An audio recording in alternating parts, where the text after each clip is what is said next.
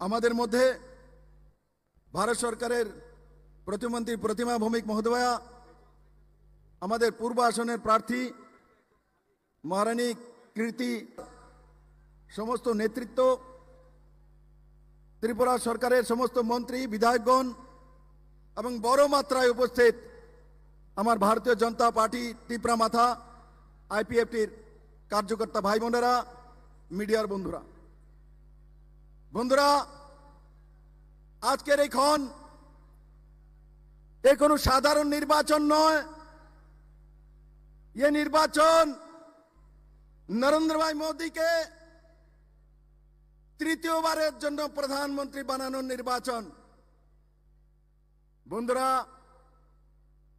আমি যদি বলি এখানে যারা ভারতীয় জনতা পার্টির কার্যকর্তা রয়েছেন তাদের কাছে কটা করে ভোট আছে, আপনাদের কাছে কটা ভোট আছে, একজনের কাছে কটা ভোট? আমার কাছে একটা ভোট আছে, আপনার কাছে, সবার কাছে, রাষ্ট্রপতির কাছে, প্রধানমন্ত্রীর কাছে, মুখ্যমন্ত্রীর কাছে, পৃষ্ঠা প্রমুখের কাছে, মন্ডল প্রেসিডেন্টের কাছে, সবার কাছে একটা ভোট। মেরে মিত্র, ধ্যান সে শুনো, প্রত্যেকের কাছে একটা ভোট আছে। যদি ভারতীয় জনতা পার্টির পদ্মফুল চিহ্নে ভোট দেই তো সে ভোট দিয়ে প্রধানমন্ত্রী নির্ধারিত হবে।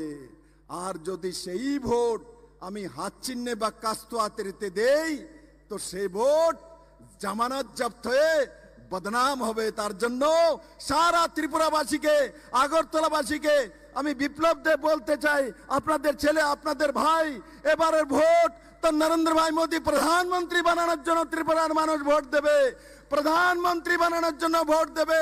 জামানত জব্দ হওয়ার জন্য ত্রিপুরার কোন মানুষ একটি ভোটও দেবে না। নরেন্দ্র ভাই, এই ত্রিপুরা মানুষ আপনাকে চেনে। আপনি ত্রিপুরাকে স্বাধীনতা দিয়েছেন 2018-তে। ত্রিপুরার মানুষ 25 বছর যাবৎ কংগ্রেস সিপিএম এর গেলাকলে আটকিয়েছিল। মহিলাদের স্বাধীনতা ছিল না, যুবাদের রোজগার ছিল না, বুজুর্গদের ভালো ভাতা ছিল না, স্টুডেন্টসের পড়ার ব্যবস্থা ছিল না, রোজগারের ব্যবস্থা ছিল না, কৃষকদেরকে রোজগারের ব্যবস্থা ছিল না। আর ত্রিপুরা রাজ্যে যে কোনো কিছু হয়েছে মাননীয় প্রধানমন্ত্রী নরেন্দ্র ভাই মোদীর কারণ হয়েছে। মেরে মিত্র, আমরা কাজ করি এখানে, মুখ্যমন্ত্রী হিসাবে আমি কাজ করেছি 4 বছর 2 মাস। মানিক শাহ কাজ করছে, তারপর মুখ্যমন্ত্রী হিসাবে আমরা কাজ করি, কিন্তু আমাদের কাজের জন্য প্রেরণা যোগায় মাননীয় প্রধানমন্ত্রী নরেন্দ্র ভাই মোদী, যিনি আজ কিছুক্ষণের মধ্যে আমাদের মধ্যে পৌঁছে যাবেন।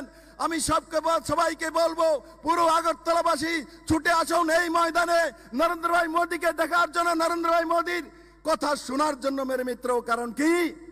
ত্রিপুরার জন্য মোদী দরকার, ত্রিপুরার জন্য মোদী দরকার, ত্রিপুরার ছাত্রের জন্য মোদী দরকার, ত্রিপুরা সেলফ হেল্প গ্রুপের যে মহিলা আছে তার রোজগারের জন্য, লাখপতি দিদির জন্য মোদী দরকার। ত্রিপুরার বুজুর্গজন যারা বয়স্ক লোক রয়েছেন, এবার নরেন্দ্র ভাই মোদী ঘোষণা করেছেন যারা বয়স্ক লোক আছে, যে কোনো জাত, যে কোনো পন্থ, যে কোনো পার্টির হোক, যারা 60 বছর 70 বছর ঊর্ধ্বে রয়েছেন তাদেরকে 5 লাখ টাকার ইন্স্যুরেন্স হেলথে চিকিৎসা করার জন্য নরেন্দ্র ভাই মোদী দেওয়ার ব্যবস্থা করবেন। মেরে মিত্র, নরেন্দ্র ভাই মোদী দেওয়ার ব্যবস্থা করবেন। বন্ধুরা, তার সঙ্গে সঙ্গে আরো 3 কোটি ঘর দেওয়ার ব্যবস্থা নরেন্দ্র ভাই মোদী করবেন। তার ঘোষণা নরেন্দ্র ভাই মোদী করেছেন। মেরে মিত্র, আর এ রাজ্যে কমিউনিস্ট কংগ্রেসের অবস্থা কি?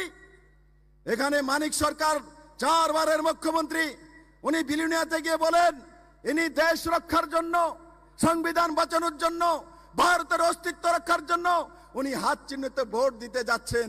সংবিধান রক্ষার জন্য, দেশ রক্ষার জন্য, মানুষের অস্তিত্ব বাঁচানোর জন্য। আমি আপনাকে বলি, আপনি আপনাদের পার্টির ম্যানিফেস্টো দেখেছেন মানিক বাবু, জিতেন বাবু, আশিস শাহ, আপনারা দেখেছেন কমিউনিস্ট পার্টির ম্যানিফেস্টো?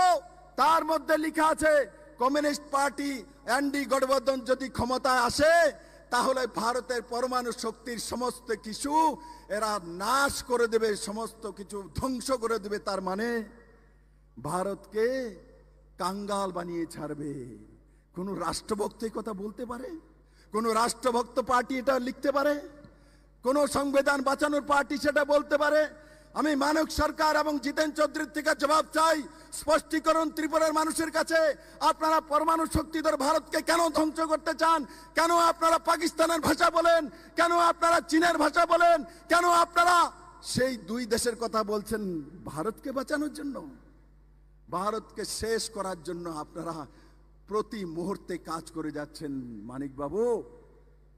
তাই আমি আমার সমস্ত ভারতীয় জনতা পার্টির কার্যকর্তা এবং ত্রিপুরা মাতাসু আইপিএফটির কার্যকর্তা এবং সমস্ত ত্রিপুরাবাসীর কাছে নিবেদন করতে চাই, 25 বছর কমিউনিস্টের সরকার ছিল, কৃষকদের জন্য কমিউনিস্টরা কি দিয়েছে বলুন তো? এই ময়দানে ভারতীয় জনতা পার্টির সমস্ত কার্যকর্তারা রয়েছে। কমিউনিস্টরা খ্যাত মজুরের পার্টি ছিল, এরা খেটে খাওয়া মানুষের পার্টি ছিল। কি করেছে খেটে খাওয়া মানুষের জন্য? কি করেছে মানুষের রোজগারের জন্য? কি করেছে কৃষকদের রোজগারের জন্য?